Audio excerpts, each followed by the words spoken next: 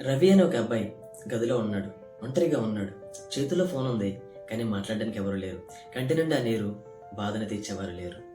అమ్మ నిద్రలో ఉంది. నాన్న ఆశలతో ఉన్నాడు. స్నేహితులు బిజీగా ఉన్నారు. అయితే తనను బాధను మాత్రం గమనించేవారు ఎవరు లేరు. ఇలాంటి సమయంలో రవి అనుకుంటున్నాడు, నేను ఇంకా బ్రతకడం వ్యర్థమేమో, నేను ఎవరికి అవసరం లేదు అని బాధలో ఉన్నాడు. అప్పుడు నెమ్మదిగా మనసులో ఇలా అనుకున్నాడు, దేవా, నువ్వంటూ ఉంటే నా బాధ నీకు కనిపిస్తుందా? నా హృదయ వేదన నీకు అర్థమవుతుందా? ఒంటరిగా ఉన్నానని అనుకుంటున్నాడు. ఇంతలో దానికి సమాధానంగా ఒక గొప్ప స్వరం రాలేదు. ఆకాశం కదలలేదు, భూమి వణకలేదు. కానీ ఒక చిన్న స్వరం, భయపడకు, నేను నీకు తోడై ఉన్నాను.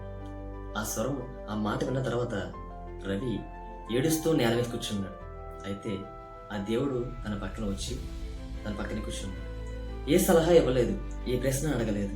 కానీ తన కన్నీరు మాత్రం చూస్తూ ఉన్నాడు.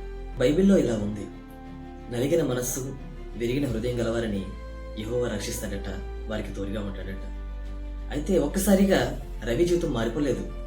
సమస్యలు పోలేదు, బాధలు పోలేదు.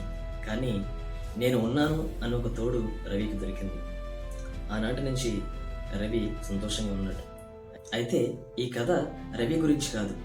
ఈ కథ చూస్తున్న, ఈ వీడియో వింటున్న నీకోసం. ఒంటరిగా ఉన్నావని, ఎవరు నీకు తోడలేరని, అందరూ నిన్ను అవకాశం కోసం వాడుకున్నారని, చివరికి ఒంటరిగా వదిలేశారని బాధపడుతున్నావా?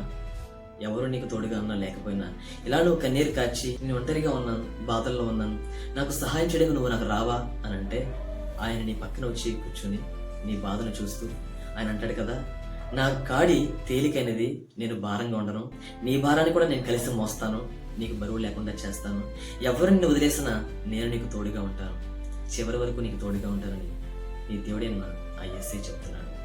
మరి రవికి తోడున్న దేవుడు నీకు తోడుండడా? ఒకసారి జ్ఞాపకం చేసుకో, ఆయనతో మాట్లాడచ్చు. Praise the Lord. మరణాత.